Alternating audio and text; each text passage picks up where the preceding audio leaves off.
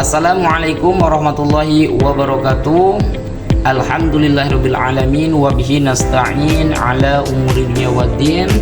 Assalatu wassalamu ala asyrafil anbiya'i wal mursalin wa ala alihi washabihi ajmain. Amma ba'du.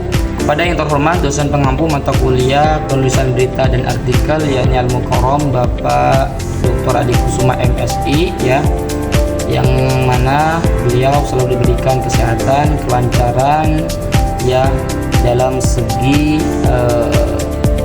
usahanya ya, dalam segi niatnya, dan tak lupa juga kepada keluarganya selalu dilindungi oleh Allah SWT, dan tak lupa juga kepada kita semua selalu diberikan kesehatan, kelancaran dalam segi usahanya. Amin ya Allah ya rabbal alamin.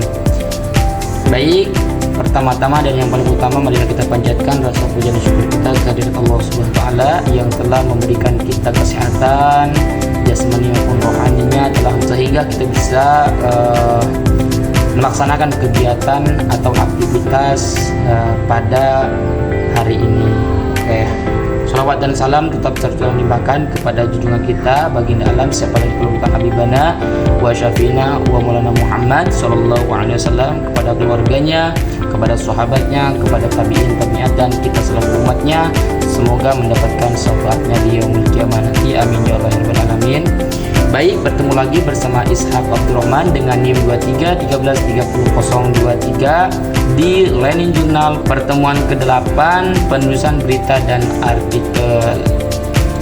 Sebelum melanjutkan materi yang telah disampaikan ya oleh dosen di mata kuliah tersebut ya, sebelumnya ada pembahasan ya dari dosen ya, salah satunya yang saya tangkap yaitu terkait tentang bahwa Indonesia itu sedang dijajah dalam 5 hal ya, dalam 5 hal. Yang pertama itu dari segi makanan, yang kedua dari segi mode atau busana ya, yang ketiga itu dari segi keuangan atau finance ya, yang keempat itu dari segi fantasi, dan yang terakhir itu dari segi perfilman. Itu 5 pembahasan ya yang saya tangkap, karena Indonesia itu sedang dijajah itu ya. Yang pertama itu kan tadi makanan ya, karena melalui makanan lah gitu Indonesia itu dijajah, karena kita kurang tahu ya makanan itu dari mana ya, dibuatnya dari apa gitu, nggak tahu itu halal atau haram ya. Bahkan di era sekarang ini banyak makanan-makanan yang halal ya, di di situnya halal tetapi terbuatnya dari makanan-makanan yang haram gitu. Naudzubillah ya, semoga kita selalu terlindungkan dari makanan-makanan yang haram. Nah, yang kedua itu dari segi busana ya. Nah, sekarang banyak sekali orang-orang Indonesia ya yang pakaiannya ketat ya, yang auratnya kemana-mana kelihatan. Itulah cara umat Yahudi ya, atau umat non-Muslim ya, yang ingin menjajah umat Islam di Indonesia. Karena kalau menjajah secara fisik atau secara langsung itu masyarakat Indonesia itu sangat banyak. Nah, maka dari itu umat Yahudi itu menjajahnya melalui makanan, melalui ya seperti tadi busana ya. Dan selanjutnya itu lihat dari segi keuangan gitu.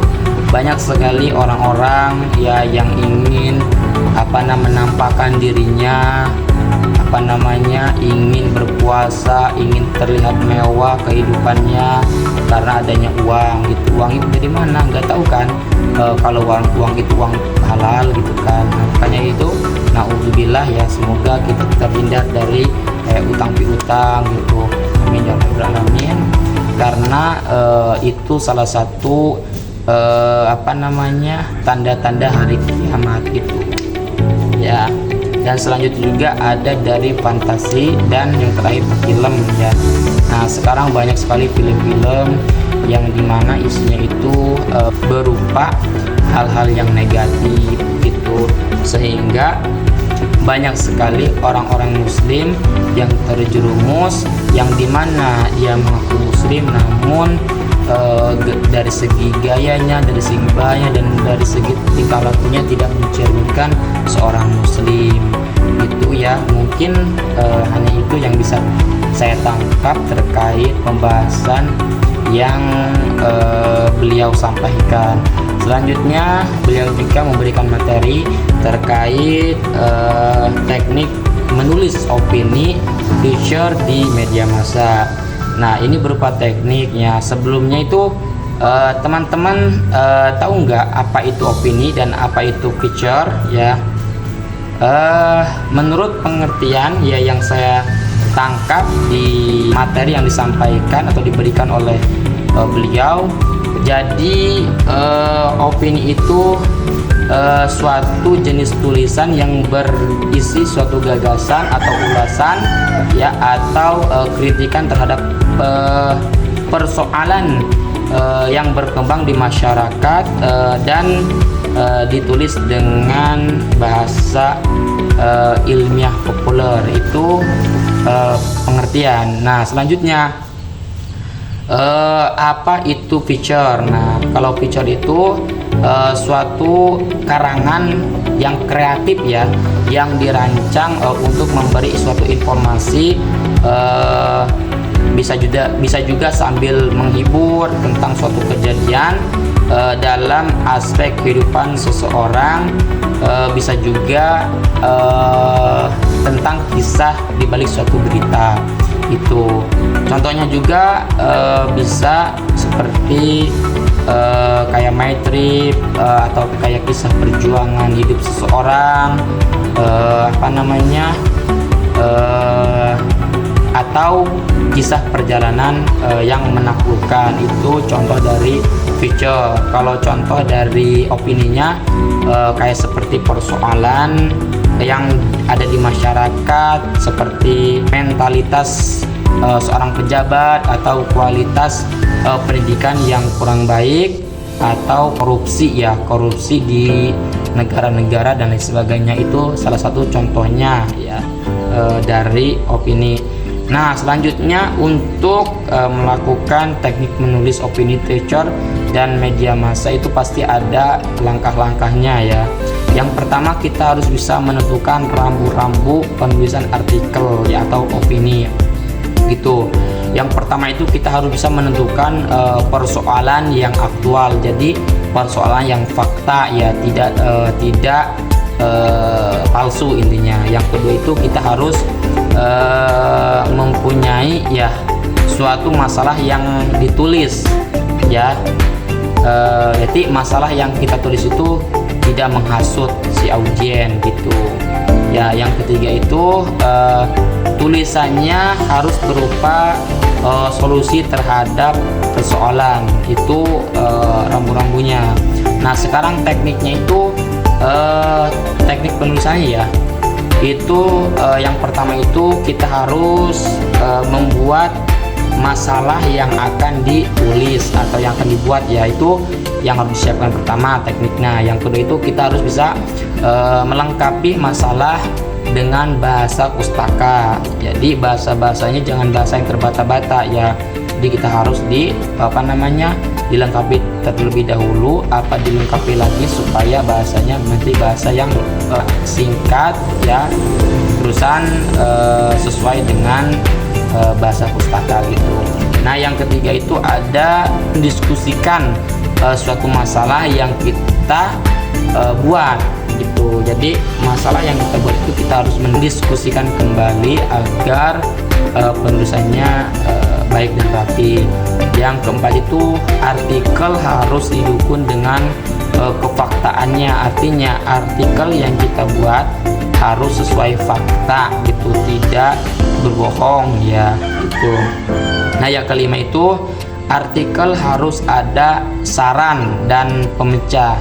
Jadi di dalamnya itu harus ada sarannya apa, terusan cara pemecah dari masalah itu apa gitu. Kita harus ada saran dan pemecah gitu di dalamnya. Nah, yang terakhir itu ada